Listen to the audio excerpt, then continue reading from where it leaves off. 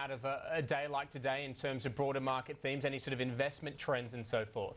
I have to say there were a number of important and interesting developments overnight, and one was in the Treasury selling that we saw, extreme selling. In fact, the 10-year as well as the 30-year Treasuries in the US breaking that 200-day moving average. So that was one signal of re-risking by portfolio managers, and the other has been the extreme fall that we've seen in the yen versus the US dollar. Now, when we see the yen fall, usually it's a sign once again of re-risking, either of Japanese investors investing offshore, or fund managers. They tend to borrow in Japanese yen and then invest offshore. So when we do see a falling yen, it does tend to be a positive signal for risk assets. We have a look at the Japanese yen versus the US dollar, and I'll just put it in Japanese yen terms so you can see just how steep the fall has been in the last 30 days. So a lot of people picking up on this trend. However, the equity markets really missed out. We just saw a pretty flat performance by the US markets overnight. And then on the flip side, we saw commodity prices falling heavily, especially gold prices.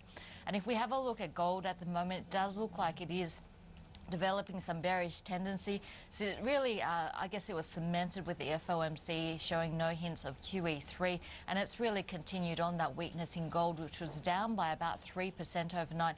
Gold miners in Australia hit particularly hard. We saw stocks like St Barbara Mines, Alaska down by around about that 5% mark. So unfortunately, the commodities very much in focus today. Those comments from China over the last couple of sessions not doing our market any favours. Our market down by 0.2%, $5.7 billion traded, which is an extremely healthy amount, but that of course is due to it being index options expiry. The miners, one that didn't experience its softness, Fortescue up at 2.5% today. We did see Fortescue bucking the trend while we saw the big diversified miners, BHP, Rio Tinto, losing ground. Fortescue actually managed to gain ground, and it was on the back of news that it's managed to raise $2 billion instead of the original $1 billion which was targeted through a bond issue. And if we have a look at this issue, I guess the market was quite impressed that we are seeing funding costs falling down for Fortescue. Remember last week we saw Standard & Poor's, the ratings agency, coming up to upgrade the credit profile of Fortescue to a BB-, and that seems to have a positive effect in terms of funding costs.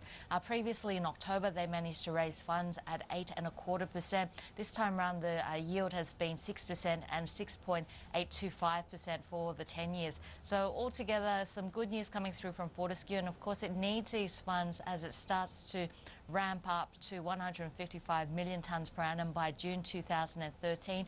And if we do see those type of numbers next year, then we could expect another credit upgrade coming through from Fortescue, and its funding costs once again dropping further. So if we have a look at Fortescue, its capital expenditure is expected to rise this year. In fact, it's expected to accelerate in the second half of 2012, but we'll probably see a peak in around about September before coming back down again. But the fact that it's managed to raise $2 billion instead of $1 billion means there's a bit of a cash cushion there for Fortescue in developing its iron ore project. And look, Julia, one of the other big stock stories today, very much Myer's half-year results.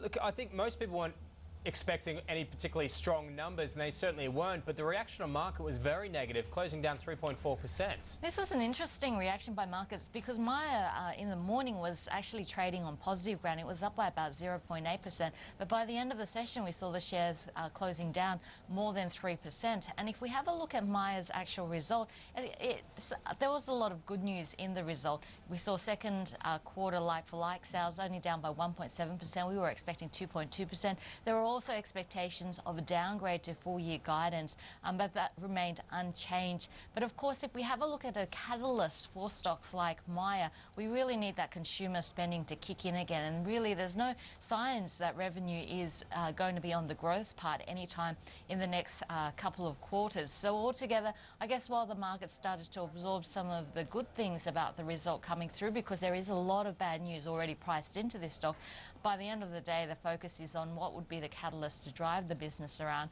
and drive the share price.